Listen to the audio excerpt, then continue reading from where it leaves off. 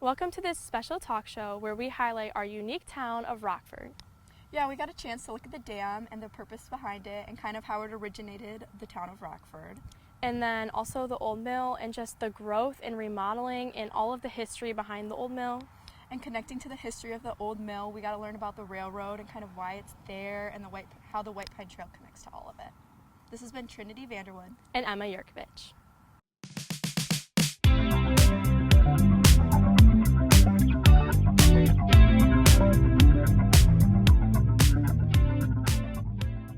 Growing up downtown Rockford, I've spent a lot of time down at the dam getting ice cream and just kind of enjoying the surroundings.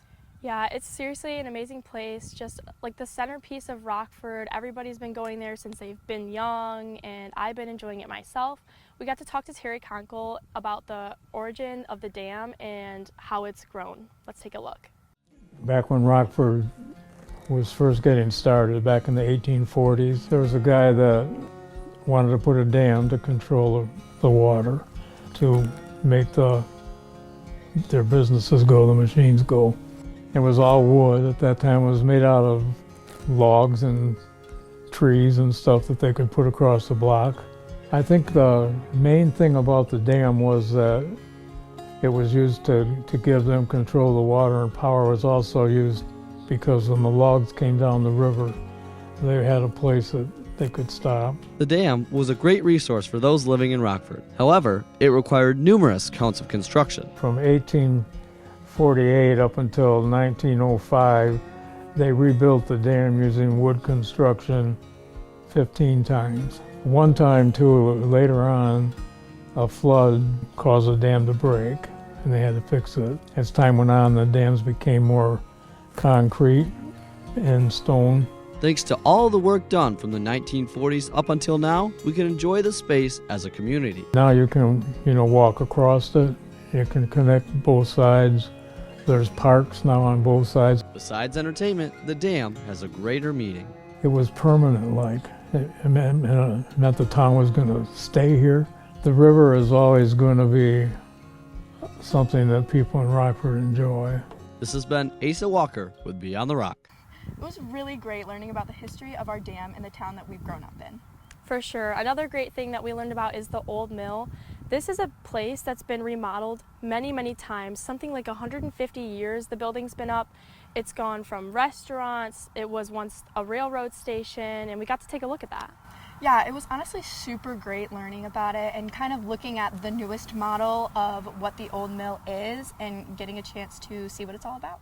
It was built in 1862. Originally, it was, I believe it was a railroad station. And the White Pine Trail used to be a railroad track that went from Grand Rapids straight up through Rockford. In the early 70s, the historical mill was transformed into Arnie's, a beloved restaurant that quickly became a favorite among locals. I kind of just grew up in it, and I've been doing it since I was so little and young. I kind of just assumed I'd be going into my family business. Over the years, the old mill has gone through many changes, but it still holds a lot of history. It's really cool being able to see this building and see the transition of it, and that's kind of why we kept a lot of the original features of it. A staple of the downtown area, the Big White Mill is a familiar sight to every Rockfordian. I grew up in Rockford, so I think that's one thing that was really important, to be able to get this place back and open, be able to have a space that people can come and break bread and enjoy company with one another and their families is something that's really means a lot to me, and to be able to bring that back to downtown Rockford was a huge blessing for me. Hey Rockford, we're here at the Old Mill to try some fan favorites. I'm Elizabeth Evenson. And I'm Asa Jenkins. Let's try some food. I would rate the pretzel balls an 8 out of 10. It's pretty good. Next we got the walleye, which this looks pretty good. Final thoughts? This is my favorite. I think this is like a 9.5 out of 10. The pretzel pimento crispy chicken sandwich. I'd rate this like a 7.5 out of 10. Now we're gonna try the Scandinavian shuffle. Yeah, this one's definitely my favorite so far. I'd probably have to go a 10 out of 10 on this one. Next we're gonna try the Bang Bang Pizza. I would rate the Bang Bang Pizza a 9.5 out of 10. I really liked this. I had a lot of fun trying all the different foods at the Old Mill. How about you, Asa? Oh yeah, I had a blast. This food is awesome. I agree. This has been Elizabeth Evenson. And Asa Jenkins signing off. The building where the old mill stands has been there for so long, and it's just very interesting, even back into the railroad times. No, yeah, and we got a chance to kind of look at the railroad and learn about the history of it and how parts of it are still with us today, and even how the White Pine Trail is connected to the origins and where it used to travel from. One of the things that all towns wanted back when the railroad started was to have a railroad come through their town, because that gave you transportation in, and it kind of connected your community to the rest of the world. Eventually, as time went on, it would continue to go north, from town to town. And for Rockford, it tied us to Grand Rapids. Connecting cities from all over, the railroad was the main transportation for people and goods. Taking the goods from the different towns along the way.